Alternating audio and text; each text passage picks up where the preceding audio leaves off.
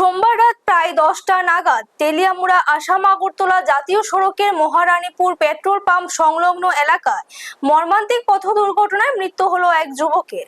দুর্ঘটনায় গুরুতর আহত হয়েছেন আরো এক ব্যক্তি। স্থানীয় সূত্রে জানা যায়, অতিরিক্ত গতিতে আসা একটি বাইক নিয়ন্ত্রণ হারিয়ে রাস্তার পাশে দাঁড় করিয়ে রাখা একটি কাঠের লক বোঝাই গাড়ির সঙ্গে সজোরে ধাক্কা মারে।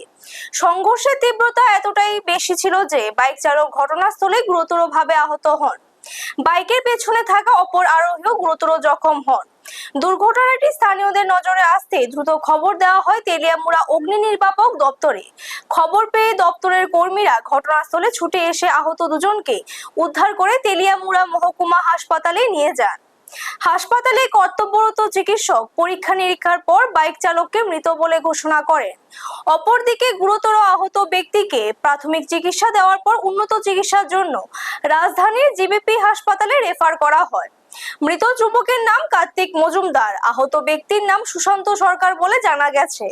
উভয়ের বাড়ি তেলিয়ামুড়া মহকুমার মহারানীপুর এলাকায় বলে জানা গেছে।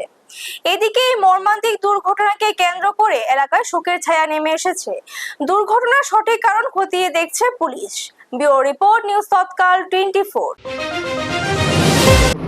কোন জায়গা বলতে কিছুক্ষণ আগে তেলিয়ামুড়া ফায়ার সার্ভিসের যে অ্যাম্বুলেন্স দুটো পেশেন্টকে নিয়ে আসেন তেলিয়ামুড়া হসপিটালে, যার মধ্যে একজন নাম যতটুকু জানা গেছে কার্তিক মজুমদার, উনি dead, already dead, brought dead, মৃত।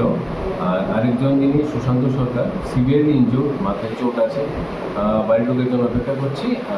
ফার্স্ট এড দেওয়া হয়েছে, বাড়ির লোক এলে আমরা অতি সত্ত্বর জিবি হসপিটালে রেফার করার ব্যবস্থা করব। আপনারা দেখছেন নিউজ তৎকাল 24।